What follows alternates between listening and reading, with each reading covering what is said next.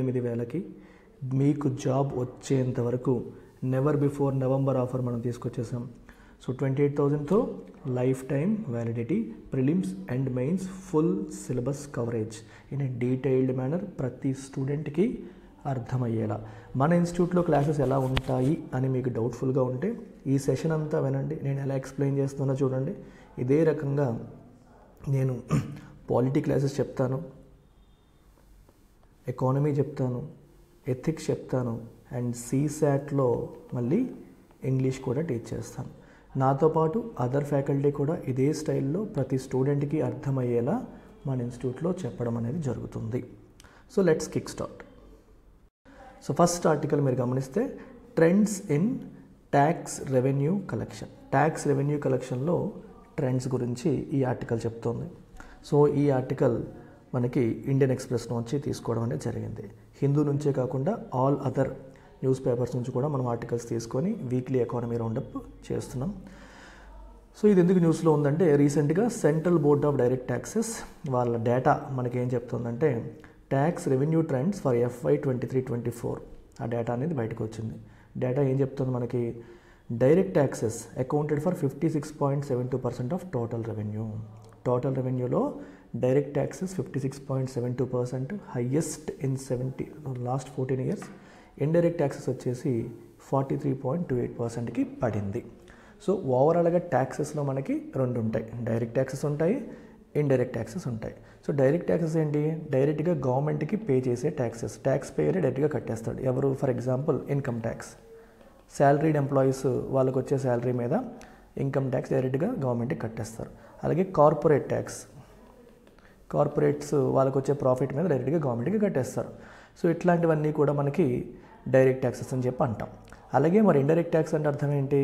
These are collected by intermediaries like stores. For example your GST.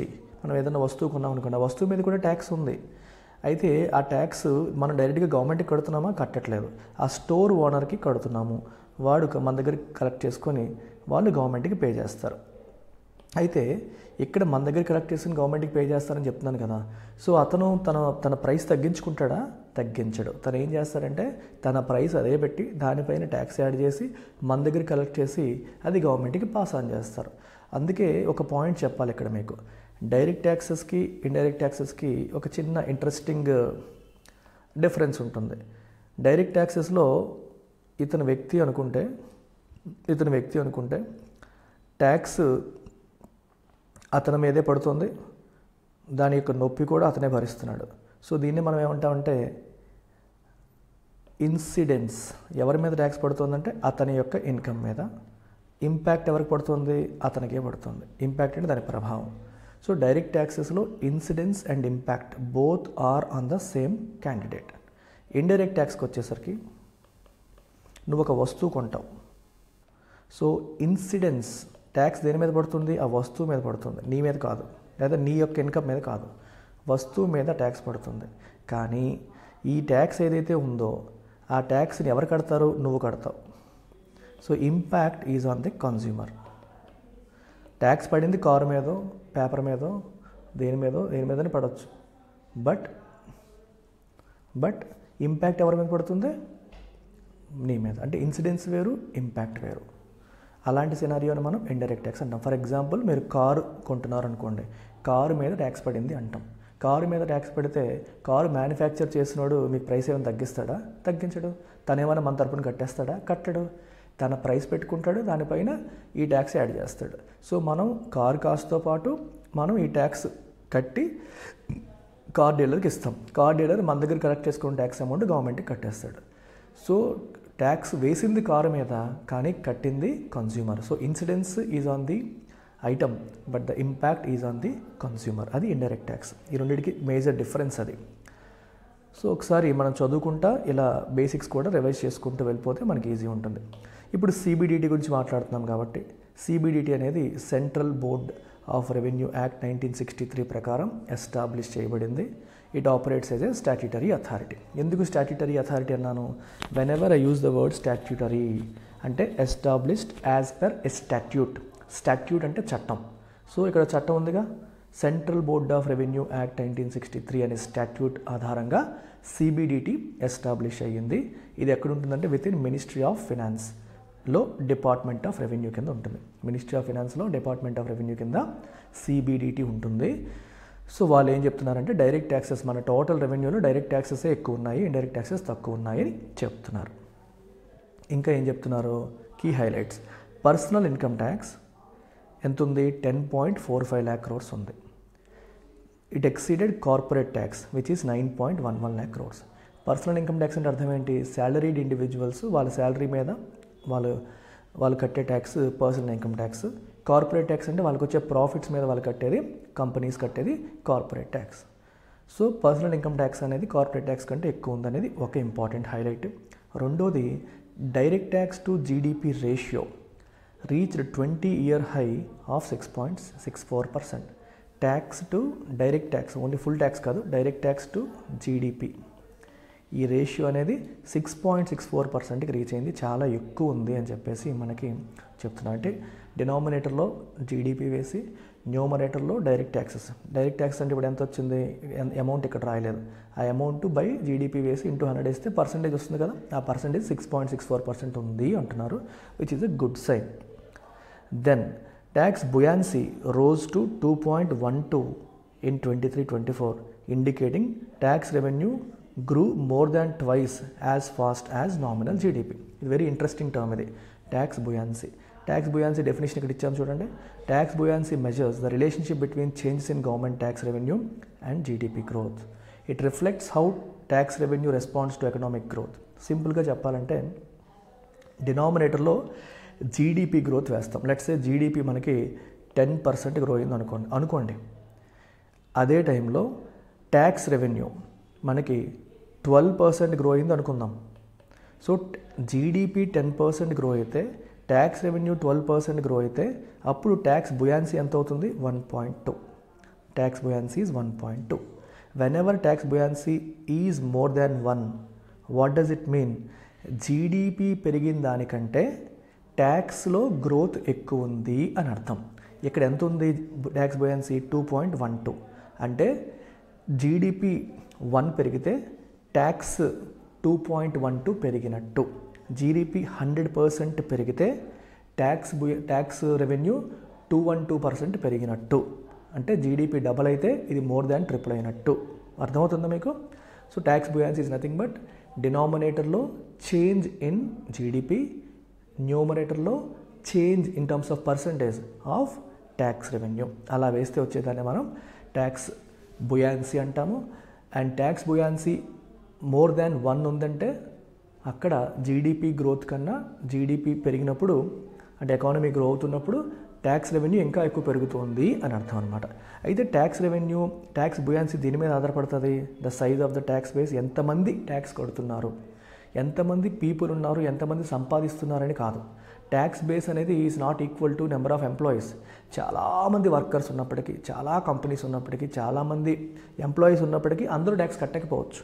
Tax కట్టే వాళ్ళే మనకి tax base కిందకి వస్తారు. So it depends on the size of the tax base and the efficiency of tax administration. సరే tax base ఉంది కానీ వాళ్ళందరితో మనం కట్టించగలుగుతున్నామా ప్రాపర్గా? వాళ్ళు ఫుల్గా కడుతున్నారా? 10 రూపాయలు కట్టాల్సిన 3 రూపాయలు కట్టి ఎత్తేయచ్చు. సో సరిగ్గా మనం అది వసూలు చేయగలుగుతున్నామా లేదా? అలాగే the rationality and simplicity of taxes. Tax rates సింపుల్గా అందరికీ అర్థమయ్యేలాగా ఈజీగా ఫైల్ చేసేలాగా ఉన్నాయా? ఎక్కువ టూ మెనీ స్లాబ్స్ పెట్టేసి కన్ఫ్యూజ్ చేస్తున్నారా? సింపుల్గా ఉందా? ఇలాంటి వాటిపైన కూడా ఇది ఆధారపడుతుంది. ఈ డైరెక్ట్ ట్యాక్సెస్లో ఎక్కువ కాంట్రిబ్యూట్ చేస్తున్న రాష్ట్రాలు 39% మహారాష్ట్ర. అంటే దేశంలో టోటల్ 100 రూపాయలు గవర్నమెంట్కి డైరెక్ట్ ట్యాక్సెస్ రూపంలో వస్తే ఒక్క మహారాష్ట్ర నుంచే 39% వస్తుందంటే 39 పైసలు 39 రూపాయలు వస్తుందంటే మీరు అర్థం చేసుకోవచ్చు. అందుకే మహారాష్ట్రని మన దేశానికి ఫైనాన్షియల్ క్యాపిటల్ అని చెప్పేసి అంటాం. అంటే ఫైనాన్షియల్ ఇండస్ట్రీ అంతా అక్కడ ఉంది, ఎక్కువ మంది డబ్బున్న వాళ్ళు అక్కడ ఉన్నారు, బిజినెస్ మెన్ అక్కడ ఉన్నారు. ముంబైలో చాలా పెద్ద పెద్ద కంపెనీస్ ఉన్నాయి. మహానగరంగా మనకి ముంబై. ఢిల్లీ ఉన్నప్పటికీ కూడా Mumbai beats Delhi in terms of finances. అది మనకి అక్కడ కనిపిస్తుంది. Next article world economic outlook.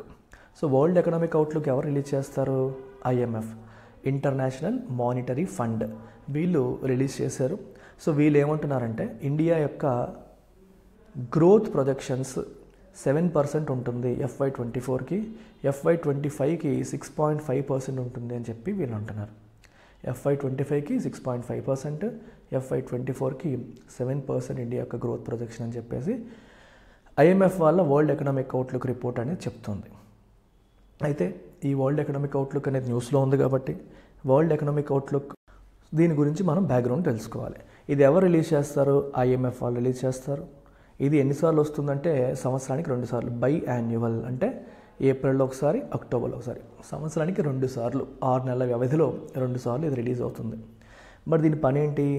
Global and national economic ట్రెండ్స్ని అనలైజ్ చేస్తుంది and offers forecast and policy recommendations. Okay, forecast and policy recommendations ఇస్తుంది. ఫోర్కాస్ట్ అంటే అర్థం ఏంటి? నెక్స్ట్ ఈ పలానా ఎకానమీ ఎంత గ్రో అవుతుంది, ఎంత % గ్రో అవచ్చు అని చెప్తుంది. పాలసీ రికమెండేషన్ అంటే ఆ ప్రభుత్వ విధానాలు ఎలా ఉండాలి, ట్యాక్స్ పాలసీ ఎలా ఉండాలి, ఫిస్కల్ డెఫిసిట్ పాలసీ ఎలా ఉండాలి, ఫిస్కల్ పాలసీ ఎలా ఉండాలి, ఇలాంటి విషయాలు సలహాలు సూచనలు IMF వరల్డ్ ఎకనామిక్ అవుట్లుక్ ద్వారా కంట్రీస్కి అందిస్తుంది. సో దీంట్లో ఎకనామిక్ గ్రోత్ ప్రొజెక్షన్స్ ఉంటాయి, ఇన్ఫ్లేషన్ ట్రెండ్స్ గురించి చెప్తారు, ఎలా ఇన్ఫ్లేషన్ తగ్గుతుందా పెరుగుతుందా చెప్తారు.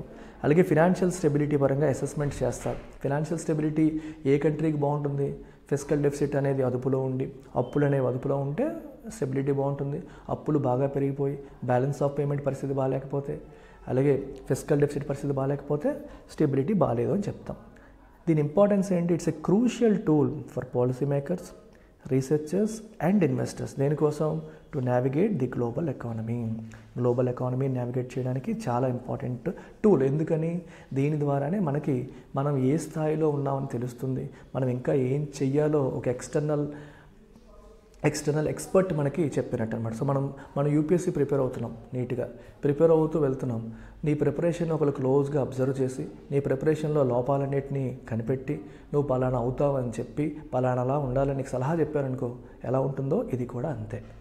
ఓకే, ఒక ఎక్స్టర్నల్ ఎక్స్పర్ట్ మన కంట్రీ యొక్క స్థితిగతుల గురించి స్టడీ చేసి ప్రొజెక్షన్ ఇచ్చి ఏం చేయాలో ఇచ్చే సూచన కింద మనం వరల్డ్ ఎకనామిక్ అవుట్లుక్ని చూడొచ్చు.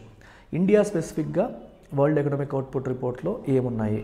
ఇండియా గ్రోత్ FY24లో 7% పెరుగుతుందని, ఇన్ఫ్యాక్ట్ FY23-24లో 8.2% పెరిగింది. ఇప్పుడు తగ్గుతుందని చెప్తున్నారు. ఎందుకంటే పోస్ట్ పాండమిక్ డిమాండ్ సర్జ్ అనేది ఫేడ్ అవుతుంది.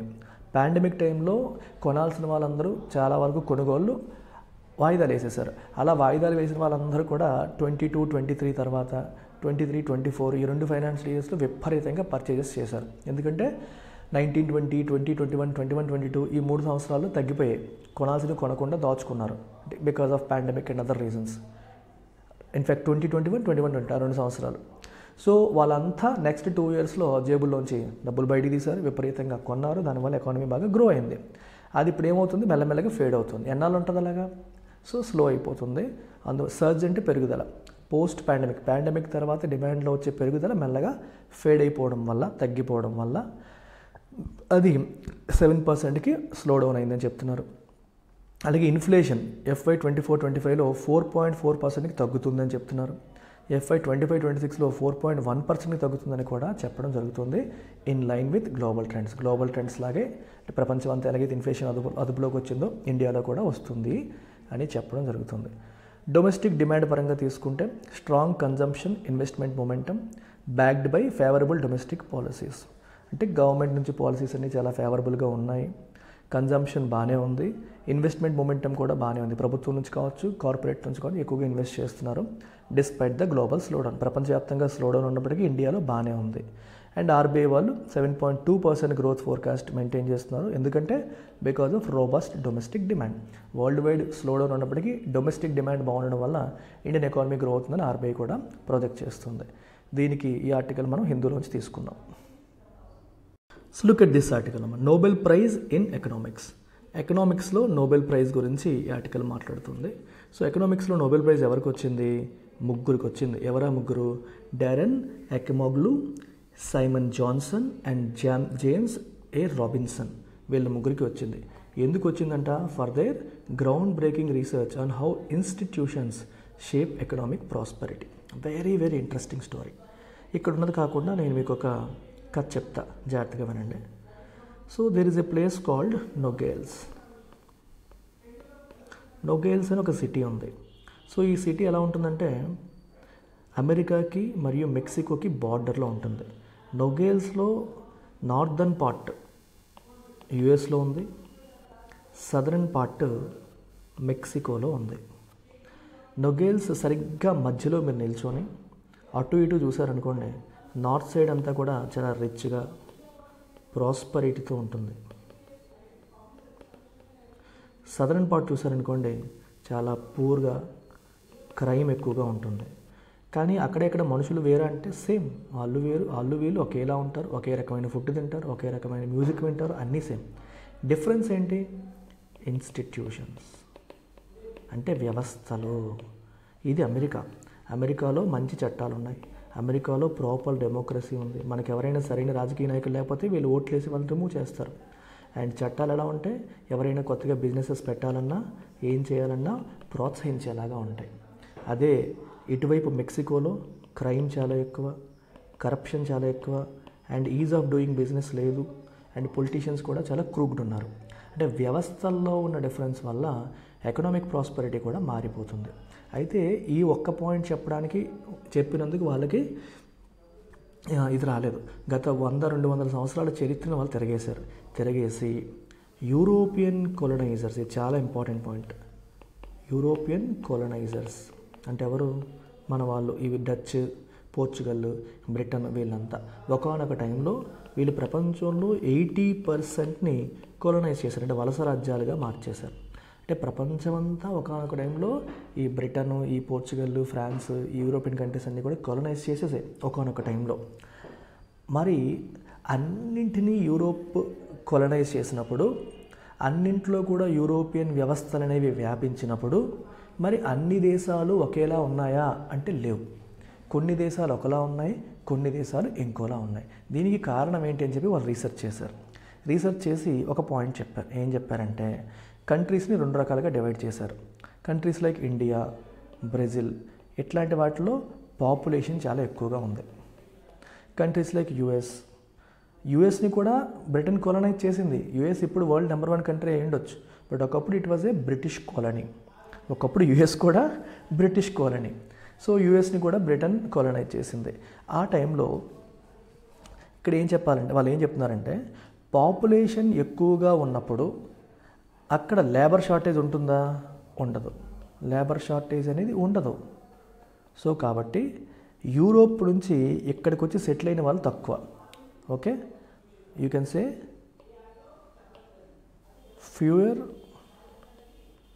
Settlers from Europe. అంటే ఇండియాకి, బ్రెజిల్కి యూరోపియన్స్ వచ్చారు, కానీ తక్కువ మంది. యూరోప్ నుంచి ఎక్కువ మంది రావాల్సిన అవసరం రాలేదు.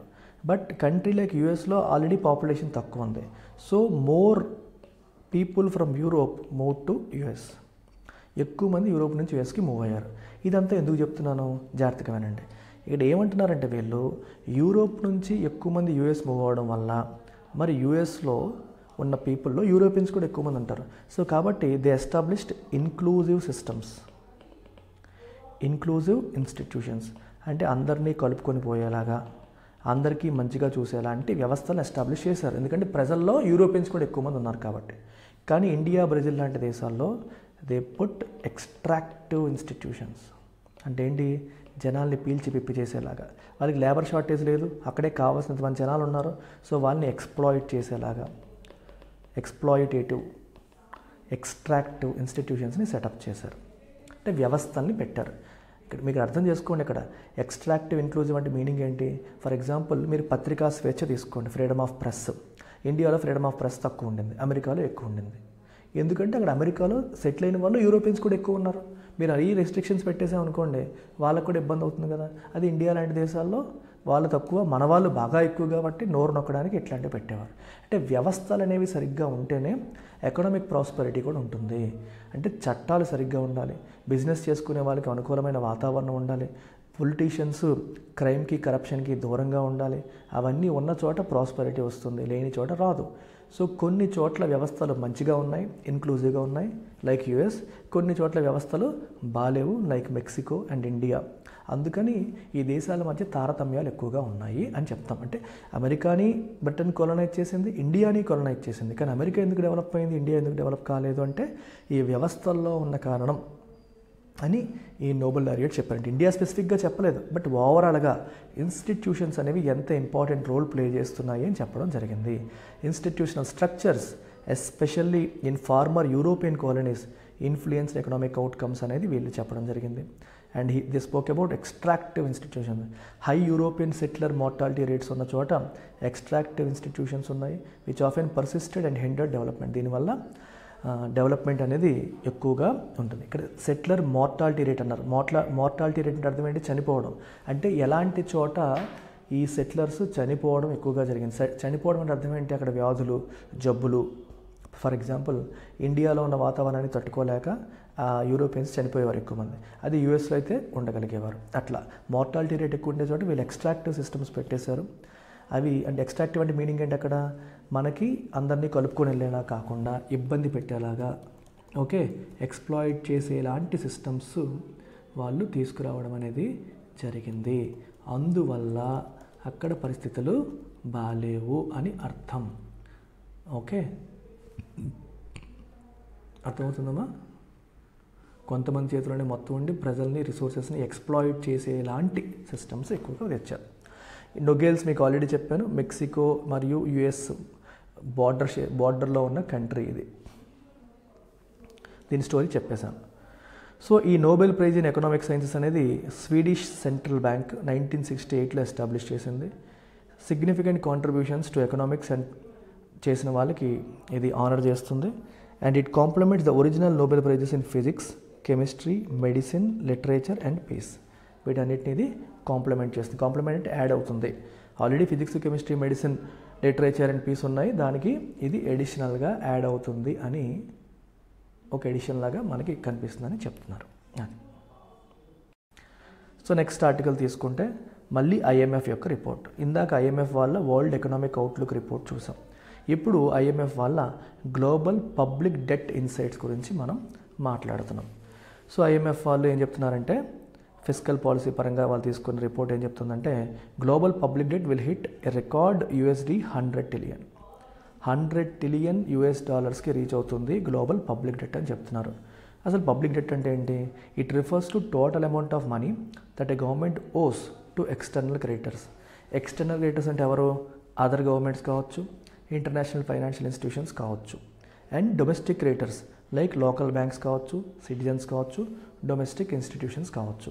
దీన్ని మనం పబ్లిక్ డెట్ అంటాం. ఫర్ ఎగ్జాంపుల్ ఇండియాలో తీసుకుంటే మన గవర్నమెంట్ ఏదైతే ఉందో, ఓకే, ఐఎంఎఫ్ దగ్గర లోన్ తీసుకొని ఉండొచ్చు, వరల్డ్ బ్యాంక్ దగ్గర లోన్ తీసుకొని ఉండొచ్చు, యుఎస్ దగ్గర లోన్ తీసుకొని ఉండొచ్చు, జపాన్ దగ్గర తీసుకొని ఉండొచ్చు.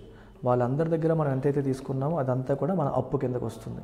అడిషనల్గా ఇండియన్ బ్యాంక్స్ దగ్గర లోన్ తీసుకొని ఉండొచ్చు. లోన్ అంటే బాండ్స్. ఇప్పుడు గవర్నమెంట్ బాండ్స్ ఇష్యూ చేస్తుంది కదా, గవర్నమెంట్ ఇష్యూ చేసే బాండ్స్ బ్యాంకులు కొనుక్కుంటాయి, సిటిజన్స్ కొనుక్కుంటారు, ఇలా చాలామంది కొంటారు. మరి వీళ్ళందరికీ కూడా గవర్నమెంట్ అప్పు ఉన్నట్టే. ఎందుకు? ఎవరైనా గవర్నమెంట్ బాండ్ కొన్నారు అనేది కొన్నారు అంటే ఆ బాండ్ మీద వాళ్ళు ఏం చేయాలి?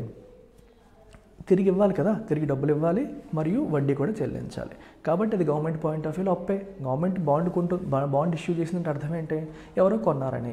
ఎవరో కొంటే ఏమవుతుంది? ఆ డబ్బు గవర్నమెంట్కి వస్తుంది. మరి గవర్నమెంట్కి వస్తే గవర్నమెంట్ తిరిగి ఇవ్వాలి కదా, బాండ్ మెచ్యూర్ అయినప్పుడు మనీ తిరిగి ఇవ్వాలి.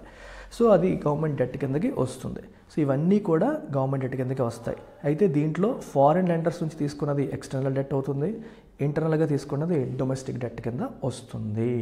అలాగే ఇంటర్నేషనల్గా గవర్నమెంట్ బాండ్స్ ఇష్యూ చేయొచ్చు, డొమెస్టిక్గా ఇష్యూ చేయొచ్చు. ఆ బాండ్స్ అన్నీ కూడా డెట్ కిందకి వస్తాయి. ఎందుకంటే బాండ్ అంటేనే అప్పు, రేపు పొద్దున మళ్ళీ తిరిగి ఇవ్వాల్సిందే. సో దీంట్లో ఏం చెప్తున్నారంటే, rising debt levels, global public debt it projected to reach 93% of global GDP. Global జీడిపిలో ఈ పబ్లిక్ డెట్ అనేది 93%కి రీచ్ అవుతుంది అనేది చెప్తున్నారు. And nearly 100% by 2030. 2030కి జీడిపిలో అంటే ఎంత నేషనల్ ఇన్కమ్ ఉందో, అంటే మీ కంట్రీ ప్రపంచవ్యాప్తంగా ఒక సంవత్సరంలో ఎంత ఇన్కమ్ జనరేట్ అవుతుందో, ఎంత గ్రోత్ వస్తుందో అంత అప్పు కూడా ఉండబోతోంది, అంత పెరుగుతోంది అని చెప్పి రిపోర్ట్ చెప్తుంది. With a worst case scenario predicting a surge to 115% by 2026. 2026కి 115% కూడా పెరగొచ్చు అని ఒక వరస్ట్ కేస్ సినారియో కూడా చెప్పడం జరుగుతుంది. అయితే దీనికోసం ఐఎంఎఫ్ డెట్ ఎట్ రిస్క్ అనే అప్రోచ్ని తీసుకొచ్చి ఈ డెట్ ప్రొజెక్షన్స్ యొక్క అన్సర్టెనిటీస్ని ఎవాల్యుయేట్ చేయడం కోసం ఒక కొత్త సిస్టమ్, కొత్త అప్రోచ్ని తీసుకొచ్చింది ఇంటర్నేషనల్ మానిటరీ ఫండ్. అయితే ఈ బారోయింగ్ కాస్ట్ అనేవి are increasingly affected by global trends. Borrowing cost అనేవి గ్లోబల్ ట్రెండ్స్ బట్టి ఎఫెక్ట్ అవుతున్నాయి. With high debt in major economies, heightening volatility in sovereign yields and debt risks world wide. Major ఎకానమీస్లో కూడా ఎక్కువగా అప్పులు ఉండడం వల్ల ఈల్డ్స్లో వాలటైలిటీ ఎక్కువగా ఉంటుంది. ఈల్డ్ అంటే ఏంటి? ఒక బాండ్ మీద మనకి వచ్చే ఎఫెక్టివ్ ఇంట్రెస్ట్ రేట్ని ఈల్డ్ అంటాం. ఓకే, గవర్నమెంట్ సెక్యూరిటీ మీద వచ్చే ఎఫెక్టివ్ ఇంట్రెస్ట్ రేట్నే ఈల్డ్ అని చెప్పంటాం. అది చాలా పెద్దది చెప్పాలంటే. నేను గవర్నమెంట్ సెక్యూరిటీస్ గురించి ఆల్రెడీ వీడియో చేశాను. గవర్నమెంట్ సెక్యూరిటీస్ లేదా గవర్నమెంట్ బాండ్స్ సురేష్ సార్ అని చెప్పి యూట్యూబ్లో సెర్చ్ కొట్టండి, లేదా ఎల్టీఎక్స్ అని కొట్టండి, మీకు వచ్చేస్తుంది. సో ఈ డెట్ ఎక్కువగా ఉండడం వల్ల రిస్కులు కూడా పెరుగుతాయి, ఎగ్గొట్టే వాళ్ళు పెరుగుతారు, అంటే కంట్రీస్ కూడా కట్టలేని స్థితిలోకి వెళ్ళే సిచ్యువేషన్ కూడా మనకి బాగా పెరుగుతుంది. ఇది ఈ రిపోర్ట్లో మేజర్గా చెప్పిన పాయింట్లు. అయితే రిలీజ్ చేసింది ఎవరంటే ఐఎంఎఫ్. కాబట్టి ఐఎంఎఫ్ ఎప్పుడు ఎస్టాబ్లిష్ అయింది? 1945లో. వరల్డ్ బ్యాంక్తో పాటు వచ్చింది. దీన్ని బ్రెటన్ వుడ్ ఇన్స్టిట్యూషన్ అంటాం. ఐఎంఎఫ్ అండ్ వరల్డ్ బ్యాంక్ రెండింటినీ కూడా మనం బ్రెటన్ వుడ్స్ ఇన్స్టిట్యూషన్స్ అని చెప్పేసి అంటాం. పోస్ట్ వార్, వరల్డ్ వార్ తర్వాత రీకన్స్ట్రక్షన్ కోసం, పోస్ట్ వార్ రీకన్స్ట్రక్షన్ని సపోర్ట్ చేయడం కోసం వచ్చిన ఆర్గనైజేషన్సే ఈ రెండు. ఆబ్జెక్టివ్ ఏంటి? To maintain the stability of global monetary system. Global monetary system యొక్క స్టెబిలిటీ అంటే కరెన్సీ, ఈ ఎక్స్చేంజ్, ఈ సిస్టమ్ యొక్క స్టెబిలిటీని మెయింటైన్ చేయడం కోసం ఐఎంఎఫ్ని ఎస్టాబ్లిష్ చేయడం జరిగింది. వీళ్ళు జనరల్గా రిలీజ్ చేసే reports global financial stability report, world economic outlook already మనం చూసాం. ఇండియన్ ఎకానమీకి సంబంధించి మీకు ఎటువంటి ప్రాబ్లం ఉన్నా సరే, ఇండియన్ ఎకానమీ పరంగా ఏ బుక్ రిఫర్ చేయాలన్న కన్ఫ్యూజన్ మీకు అవసరం లేదు. 100% నేను స్వయంగా తయారు చేసిన full PDF notes is available. 99 రూపీస్కి స్టార్టింగ్ ఇయర్ నేను ఇస్తున్నాను. నెక్స్ట్ ఇయర్ నుంచి the fee is going to be 500 rupees. So UPSC, APPSC, TGPSC ఎవరు ఏది ప్రిపేర్ అవుతున్నా సరే ఇండియన్ ఎకానమీ పరంగా కంప్లీట్గా మీకు ప్రిలిమ్స్ కమ్ మెయిన్స్ ఓరియంటేషన్తో బుక్ స్టూడెంట్ ఫ్రెండ్లీగా ప్రతి ఒక్కరికి అర్థమయ్యేలా ఉంటుంది. మన వెబ్సైట్ లేదా మన యాప్లో మీరు ఈ బుక్ని కొనుక్కోవచ్చు. Next article is about MSP, minimum support price. So cabinet committee on economic affairs CCA వాళ్ళు they raised minimum support price for 6 rabi crops. ఏంటవి? Wheat, barley, gram, lentil, rapeseed, mustard and safflower. వీటికి సంబంధించి మినిమం సపోర్ట్ ప్రైస్ని cabinet committee on economic affairs వాళ్ళు పెంచారు అని మనకి చెప్తున్నారు క్లియర్గా. అయితే ఎంఎస్పి కదేంటో చూద్దాం. ఎంఎస్పి అంటే మినిమం సపోర్ట్ ప్రైస్ అంటున్నాం. అంటే రైతులు పండించే పంటకి కనీస మద్దతు ధర. గవర్నమెంటే ముందే చెప్తుంది, వీళ్ళు పంట వేయడానికి ముందే, బాబు మీరు కంగారు పడకండి, పండించండి, నేను కొంటా, మార్కెట్లో ఎవరు కొన్నా కొనకపోయినా నేను కొంటాను అని ముందే గవర్నమెంట్ ప్రకటిస్తుంది. పంట వేయడానికి ముందే ఈ రేటు కొంటుందని గవర్నమెంట్ ప్రకటిస్తుంది కాబట్టి వీళ్ళకి ఒక ఇష్యూరెన్స్ అనమాట. ఆ ఇష్యూరెన్స్తో వాళ్ళ పంట ధైర్యంగా వేసేవాళ్ళు. ఇది 1965లో ఈ ఫ్రేమ్వర్క్ ఎస్టాబ్లిష్ చేశారు. ఎలా అంటే అగ్రికల్చరల్ ప్రైసెస్ కమిషన్ ఎస్టాబ్లిష్ చేయడం ద్వారా. తర్వాత దాని పేరు మార్చారు, commission for agricultural costs and prices అని చెప్పి పేరు మార్చడం జరిగింది. సో ఎయిమ్ ఏంటి? To intervene in the market to enhance food security and shield farmers from significant market price drops. అంతే కదా, మార్కెట్ ప్రైసెస్ పడిపోతాయేమో, మనం పండించిన తర్వాత రేట్లు తగ్గిపోతే మన పరిస్థితి ఏంటని రైతులకు భయం ఉంటుంది. ఆ భయం నుంచి వాళ్ళని కాపాడడానికి, అట్ ద సేమ్ టైం అలా భయపడిపోయి వాళ్ళ పంటలు పండించకపోతే సరైన ఎనఫ్ ఫుడ్ క్రాప్ లేక ఫుడ్ సెక్యూరిటీ ఇష్యూస్ వస్తాయని చెప్పేసి వాటి నుంచి ఫుడ్ సెక్యూరిటీని ఎన్హాన్స్ చేయడం కోసం, రైతుల్ని వీటి నుంచి కాపాడడం కోసం ఈ ఎంఎస్పి తీసుకురావడం జరిగింది. సో ఎంఎస్పి ఎవరు క్యాలిక్యులేట్ చేస్తారు? సిఏసిపి అని చెప్పాను, commission for agricultural cost and prices. వీళ్ళు 3 categories of production cost calculate చేసి ఎంఎస్పి క్యాలిక్యులేట్ చేస్తారు. ఫస్ట్ అందులో ఏ2 అంటే all direct cost paid by the farmer. అంటే ఫార్మర్కి డైరెక్ట్గా అయ్యే ఖర్చు, విత్తనాల కోసం, ఫెర్టిలైజర్స్ కోసం, పెస్టిసైడ్స్ కోసం, లేబర్, బయట లేబర్కి ఇచ్చే డబ్బుల కోసం, లీజ్డ్ ల్యాండ్ లీజ్ చేసుకుంటే దానికి ఇచ్చే రెంట్, అలాగే ఇరిగేషన్కి అయ్యే ఖర్చు మరియు ఫ్యూయల్. నెక్స్ట్ వచ్చేసి A2+FL అంటే it adds an estimated value for unpaid family labour to A2 cost. అంటే ఇందాక వేసిన దానికి ఇప్పుడు ఫర్ ఎగ్జాంపుల్ ఎవరి పొలాల్లో వాళ్ళు కూడా పని చేస్తారుగా, అదే వాళ్ళు పని చేయకపోతే వేరే వాళ్ళని పెడితే ఖర్చు అయ్యేది కదా. సో వాళ్ళ లేబర్కి కూడా ఒక వాల్యూ ఉంటుంది కదా, ఆ వాల్యూ కూడా యాడ్ చేయడం. లేదా వీళ్ళు వేరే చోట పనిచేసి వీళ్ళు డబ్బులు వచ్చేవి కదా, సో ఆ అమౌంట్ వాళ్ళు ఫోర్గో చేసినట్టే కాబట్టి అది యాడ్ చేయడం. Then C2, this broader cost category includes land rentals and interest on owned land and capital assets in addition to A2 plus FL. దీంట్లో ఏం చేస్తారంటే ల్యాండ్ రెంటల్, అలాగే ఓన్ ల్యాండ్ మనలో అంటే మధ్య మనం చేస్తాం అనుకోండి, ఈ ల్యాండ్ వేరే వాళ్ళకి ఇస్తే మనకి వడ్డీ వచ్చేది కదా, ఆ వడ్డీ ఎంత అయి ఉంటుంది, వాటన్నిటిని కూడా కలుపుతారు. అలాగే క్యాపిటల్ అసెట్స్, మనం ఏమైనా ఈ ట్రాక్టర్లు ఇలాంటివి ఏమన్నా ఉంటే వాటి కోసం అయ్యే ఖర్చు కూడా యాడ్ చేసి ఇది క్యాలిక్యులేట్ చేయడం అనేది జరుగుతుంది. సో గవర్నమెంట్ ఏం చేస్తుంది, ఈ all India weighted average cost of production ఏదైతే క్యాలిక్యులేట్ చేస్తారో దానికి 1.5 టైమ్స్ MSP పెడుతుంది. అయితే A2 ప్లస్ FLని వాడతారు. A2 ప్లస్ FL కాస్ట్ని బేసిస్గా తీసుకొని దానికి 1.5 టైమ్స్ MSP పెట్టడం అనేది జరుగుతుంది. MSP కింద ఉన్న క్రాప్స్ ఏంటి అంటే మనకి 22 designated crops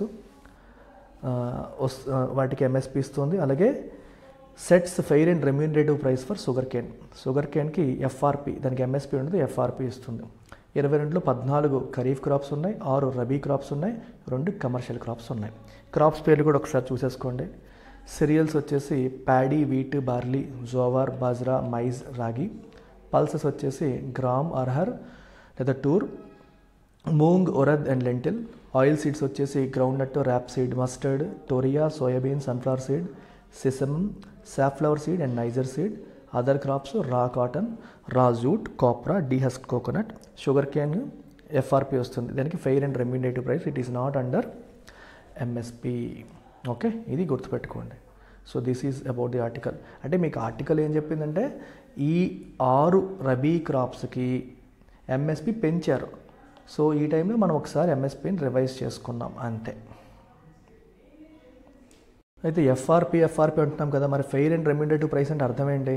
it refers to the price recommended by commission for agriculture cost and prices for sugar cane, ensuring that farmers receive a fair price that covers their production costs and provides a reasonable return.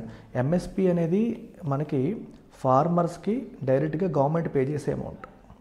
కానీ FRP ఏదైతే ఉందో ఇక్కడ ఫార్మర్స్కి government pay చేయదు, factories pay చేస్తాయి. So ఫ్యాక్టరీలు ఎంత pay చేయాలి అనేది గవర్నమెంట్ చెప్తుంది, అది FRP. సో రైతుల దగ్గర గవర్నమెంట్ కొనదు, షుగర్ ఫ్యాక్టరీస్ కొంటాయి. ఓకే, ఈ చెరుకుని షుగర్ ఫ్యాక్టరీస్ వాళ్ళు కొంటారు, వాళ్ళు ఏ ప్రైస్ పెట్టి కొనాలనేది గవర్నమెంట్ చెప్తుంది, అది FRP, అది గుర్తుపెట్టుకోండి. సో నెక్స్ట్ ఆర్టికల్ చూడమ్మా. మైక్రో ఫైనాన్షియల్ ఇన్స్టిట్యూషన్స్ న్యూస్లోకి వచ్చాయి రీసెంట్గా. ఎందుకంటే the financial services secretary recently highlighted the importance of MFIs in financial inclusion while stressing the need to avoid reckless lending. So financial inclusion అంటే అర్థం ఏంటి? అన్ని ప్రాంతాల వారు అందరికీ కూడా, వల్నరబుల్ సెక్షన్స్కి, వీకర్ సెక్షన్స్కి అందరికీ కూడా ఫైనాన్షియల్ సర్వీసెస్ అందుబాటులో ఉండాలి. అంటే డిపాజిట్ సర్వీసెస్ కావచ్చు, క్రెడిట్ అంటే అప్పు తీసుకునే అవకాశం కావచ్చు, ఇవన్నీ ఉండాలి. అది జరిగితేనే ఫైనాన్షియల్ ఇంక్లూజన్ జరుగుతుంది. దీంట్లో MFIs అనేవి చాలా ఇంపార్టెంట్ రోల్ ప్లే చేస్తాయని ఫైనాన్షియల్ సర్వీసెస్ సెక్రటరీ రీసెంట్గా అన్నారు. అసలు మైక్రో ఫైనాన్షియల్ ఇన్స్టిట్యూషన్స్ అంటే అర్థం ఏంటి? ఇవి చిన్న చిన్న లోన్స్ ఇస్తాయి, ఫైనాన్షియల్ సర్వీసెస్ అందిస్తాయి. ఎవరికి? To those without access to traditional banking, పెద్ద పెద్ద బ్యాంక్స్కి యాక్సెస్ లేని వాళ్ళకి ఇస్తుంటాయి. Aiming to promote self sufficiency, అంటే వాళ్ళ కాళ్ళ మీద వాళ్ళు నిలబడేలాగా వాళ్ళకి చిన్న చిన్న లోన్స్ ఇచ్చి వాళ్ళు సహకారం అందిస్తాయి ఫర్ లో ఇన్కమ్ అండ్ అన్ఎంప్లాయిడ్ కేటగిరీస్కి. ఇవి ఫినాన్షియల్ ఇంక్లూజన్లో రోల్ ప్లే చేస్తాయా? ఎస్. ఎస్పెషల్లీ మార్జినలైజ్ సెక్షన్స్, ఉమెన్కి, బాగా పేదవాళ్ళకి, వీకర్ సెక్షన్స్కి సపోర్ట్ చేయడం ద్వారా ఫినాన్షియల్ ఇండిపెండెన్స్ని, ఆర్థికంగా వాళ్ళ కాళ్ళ మీద వాళ్ళు నిలబడేలా చేయడం ద్వారా సోషల్ ఈక్విటీని ఎనేబుల్ చేస్తాయి, ఒక ఫెయిర్నెస్ని ఎనేబుల్ చేస్తాయి. వెనకబడ్డ వాళ్ళకి ఒక చెయ్యిని అందించి మిగిలిన వాళ్ళతో పోటీ పడేలాగా ఈ MFIs చేస్తాయని చెప్పొచ్చు. వీటి రెగ్యులేషన్ NBFC MFI ఫ్రేమ్వర్క్ 2014 కింద ఈ రెగ్యులేషన్ అనేది RBI రెగ్యులేట్ చేస్తుంది. సో దీంట్లో focus client protection, borrower safe guards, అప్పు తీసుకున్న వాళ్ళకి safe guards, privacy, fair credit pricing, అప్పు ఇచ్చేటప్పుడు ఇష్టం వచ్చినట్టు వడ్డీలు వేసేయకుండా ఫెయిర్గా ఉండడం, ఇలాంటివన్నింటినీ దృష్టిలో పెట్టుకొని RBI వీటిని రెగ్యులేట్ చేస్తుంది. ఇక్కడ మీరు 2 విషయాలు గమనించాలి. Self help groups and joint liability groups. Self help groups అంటే ఒక 10 నుంచి ఒక 20 మెంబర్స్ ఒక గ్రూప్గా ఫామ్ అవుతారు. వాళ్ళు డబ్బులు సేవ్ చేసుకుంటారు. సేవ్ చేసుకున్న డబ్బులు ఓకే వాళ్ళు ఎవరికైనా అవసరమైతే వాళ్ళే అప్పిచ్చి మిగిలిన వాళ్ళని ఆదుకోవడం జరుగుతుంది.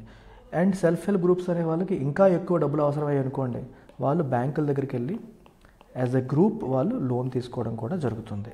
యాజ్ ఎ గ్రూప్ వాళ్ళు లోన్ తీసుకోవడం అనేది కూడా మనకి జరుగుతుందన్నమాట. So okay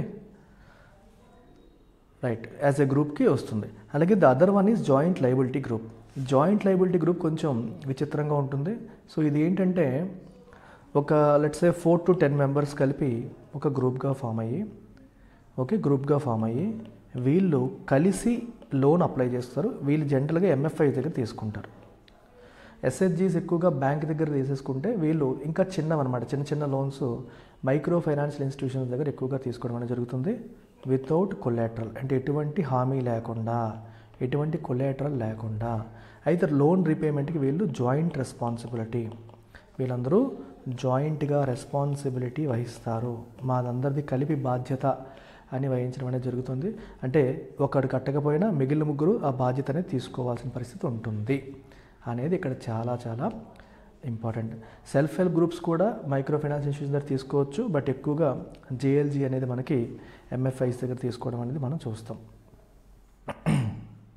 so MFIs offer micro credit, savings, insurance, remittances services through joint liability lending groups.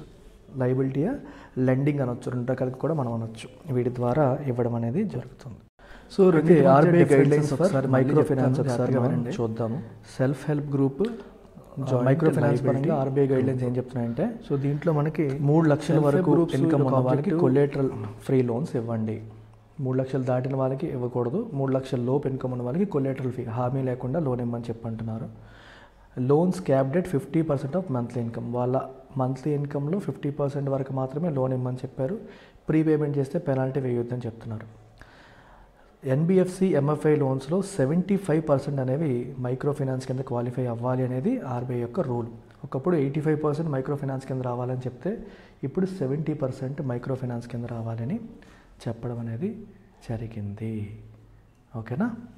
Now అయితే మైక్రో ఫైనాన్స్ని సపోర్ట్ చేస్తున్న government schemes Pradhan Mantri Mudra Yojana, SHG bank linkage programme, national rural livelihoods mission, Deen Dayal Upadhyaya Antyodaya Yojana, credit guarantee fund for micro and small and ఇవన్నిట్లో కూడా మనకి micro ఫైనాన్స్ని ఇవి support చేస్తున్నాయి అని మనం చెప్పొచ్చు. నెక్స్ట్ ఆర్టికల్కి వెళ్దాం.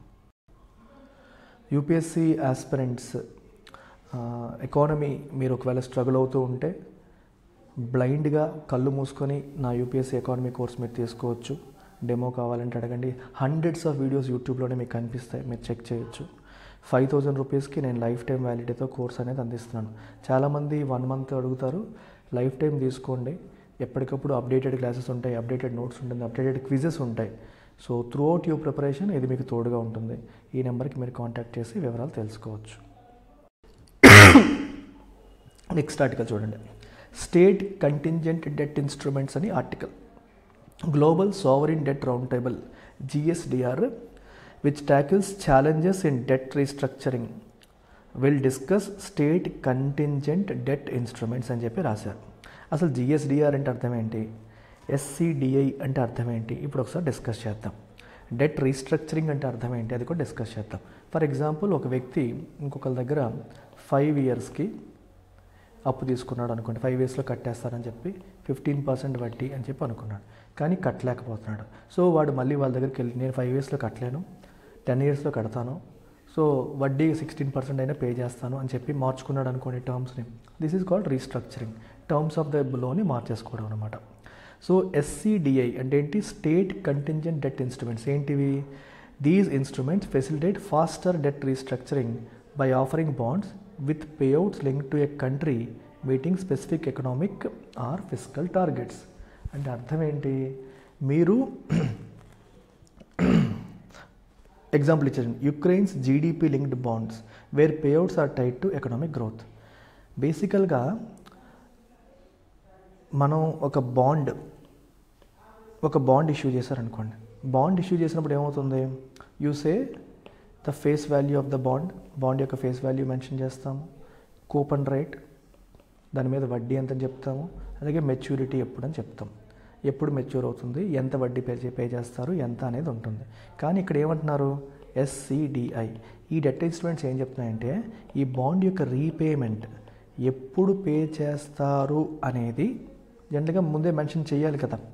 అది ఇట్ ఈజ్ లింక్డ్ ఎప్పుడు పే చేస్తారు, ఎంత పే చేస్తారు అనేది it is linked to specific outcomes. అంటే అప్పు తీసుకున్న వాళ్ళు, ఒక కంట్రీ అప్పు తీసుకుందామా, ఎప్పుడు పే చేస్తుంది, ఎంత పే చేస్తుంది అనేది ఆ కంట్రీ యొక్క జీడిపి గ్రోత్ బట్టి కావచ్చు, వేరే దాన్ని బట్టి కావచ్చు ఆధారపడుతుంది. అంటే పలానా టైంకి ఎంత కట్టేస్తామని చెప్పకుండా పలానా అవుట్కమ్ రీచ్ అయితే మేము ఎంత కడతాం. ఫర్ ఎగ్జాంపుల్ 8% జీడిపి గ్రోత్ వస్తే మీకు ఎంత పే చేస్తాము, 10% వస్తే ఎంత పే చేస్తాము, 5% వస్తే కొంచెం తక్కువ పే చేస్తాము అన్నట్టు కండిషన్స్ ఇవ్వడాన్నే మనం ఎస్సీడీఏస్ అంటాం. యుక్రెయిన్ యొక్క జీడిపి లింక్డ్ బాండ్స్ మీద తీసుకుంటే పేఅవుట్స్ అనేవి ఎకనామిక్ గ్రోత్కి లింక్ అయ్యాయి, గ్రోత్ బట్టి పేఅవుట్స్ అనేవి ఉంటాయి. సో వాటికి ఫిక్స్డ్ ఇంట్రెస్ట్ రేట్ కూడా ఉండదు. అండ్ పేఅవుట్ స్ట్రక్చర్ కూడా it varies depending on factors like economic growth, natural resource revenue, tax receipts. మాకు ఎక్కువ ట్యాక్స్ వస్తే ఎక్కువ కట్టేస్తాము, తక్కువ వస్తే తక్కువ ఇస్తాము. అర్థమవుతుందా? మనకి లోకల్గా వచ్చే రెవెన్యూ బాగుంటే ఇస్తాము, లేదా జీడిపి గ్రోత్ బాగుంటే ఇస్తాము. ఇలా ఏదో ఒక అవుట్కమ్కి లింక్ చేయడం అనేది జరుగుతుంది. అవి బాగుంటే పేఅవుట్స్ బాగుంటాయి, అవి బాగాలేకపోతే పేఅవుట్స్ అనేవి బాగుండవు. That is how these bonds are structured. అట్లాంటి వాటిని state contingent debt instrument. Contingent అంటే it is dependent on something else, వేరే దాని మీద డిపెండ్ అయ్యి దాని మీద ఆధారపడి మనం రీపేమెంట్ అనేది ఉంటుంది అని అర్థం. సో ఇవి డీల్ యాక్సలరేటర్స్ లాగా పనిచేస్తాయి అంటున్నారు, especially in cases of disagreement over a countries economic outlook. So దీనివల్ల అడ్వాంటేజ్ ఏంటంటే కంట్రీ యొక్క ఎకనామిక్ అవుట్లుక్ బాగుందా బాగాలేదా అనే కన్ఫ్యూజన్ వచ్చింది అనుకోండి, అప్పుడు ఇవి పెడతారు.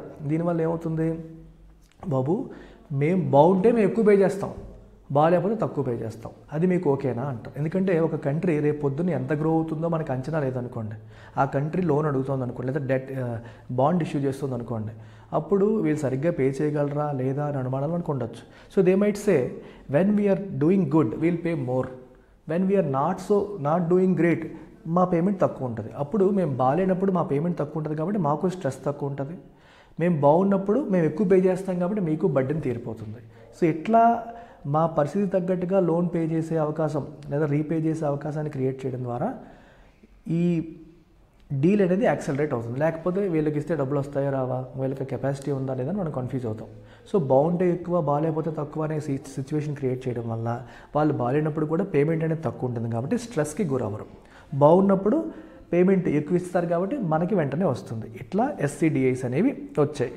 అయితే ఈ global sovereign debt round table అనేది కండక్ట్ చేసి వాళ్ళు ఏం చేస్తారంటే ఈ డెట్ రీస్ట్రక్చరింగ్ వీటి విషయంలో ఛాలెంజెస్ని హ్యాండిల్ చేయడం కోసం